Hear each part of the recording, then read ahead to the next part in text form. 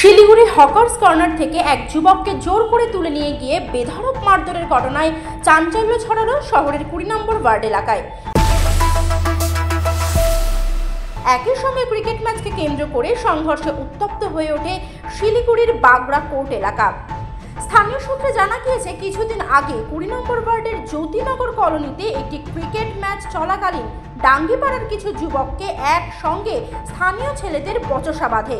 সেই বিবাদ পরে কাউন্সিলরের হস্তক্ষেপে মিটে গেলেও রবিবার তারই জেরে হকার্স কর্নারের এক দোকানে কর্মরত এক যুবকের ওপর হামলা চালায় ১৫ থেকে ২০ জনের একটি দল। তাকে তুলে নিয়ে গিয়ে ডাঙ্গিপাড়ায় বেধড়ক মারধর করা হয়েছে। গুরুতর জখম অবস্থায় স্থানীয় বাসিন্দারা তাকে উদ্ধার করে হাসপাতালে ভর্তি করান।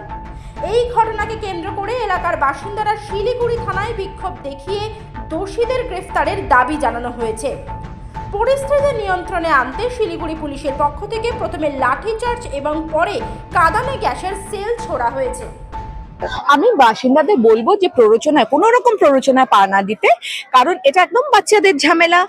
এই ঝামেলাটাকে এত বড় আকারে নিয়ে যাওয়ার কোনো দরকার নেই। আর তারপরে কেউ যদি ব্যথা পায়, সে তো আমাদের মতোই কারুর বাড়ির ছেলে ব্যথা পাবে বা কারুর বাড়ির মেয়ে ব্যথা পাবে। সেই জন্য এখন নিজেকে একটুখানি সাবধান করে রাখা, আর পুলিশ প্রশাসনের কাছে বলবো যাতে ওরা সঠিক স্টেপটা নেয়, যে এখানে একদম নিরপেক্ষভাবে যেন পদক্ষেপটা নেয়।